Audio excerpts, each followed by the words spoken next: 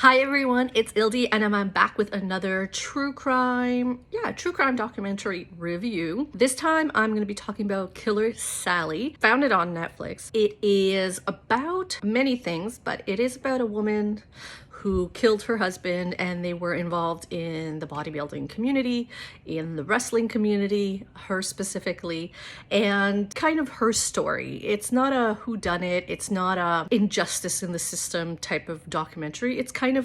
It is her story. So it's really succinct. It is the right amount of episodes, but I could tell you that I was really rooting for her. She's a very strong woman. It really, what I wasn't expecting is it kind of demonstrated intergenerational trauma and the cycle of violence. I don't want to give away too much, but it does interview her kids as well. It's really interesting how them witnessing stuff led to how their life outcomes were as well. So that's something to see. It raises issues around domestic violence for sure.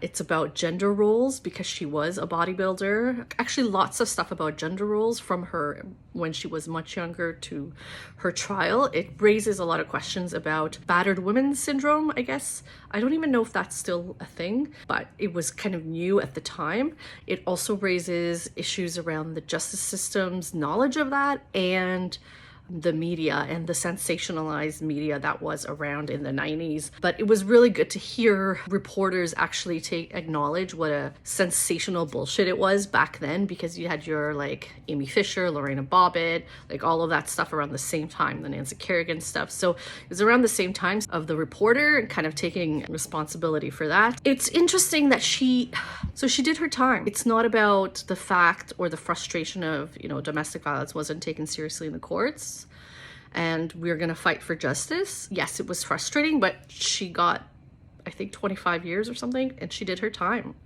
And so there's no sugarcoating all of that. So there was accountability and there was responsibility taken. But it was so interesting to see how strong of a woman she has been from when she was young till now. The way that she made her 911 call, what she said to her kids and to the police in the interrogation room. I guess I related to her in that respect. But she was a very honest and authentic person. She came across. There was no ego that a lot of these documentaries, especially involving men, would have. I'm saying it. I'm saying all the gender shit. It's just, that's how I feel.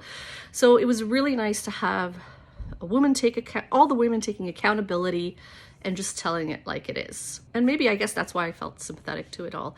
But it was very interesting. I think it's only 3 parts, very succinct, fascinating. It took you on a roller coaster. It made you think about a lot of stuff. And the ending was also just what I needed, I guess. It was a nice denouement, if you will. So Killer Sally on Netflix, highly recommend. It's not your regular true crime type of thing, but it is, I guess, in the true crime category. Let me know what your thoughts are. Bye, until next time.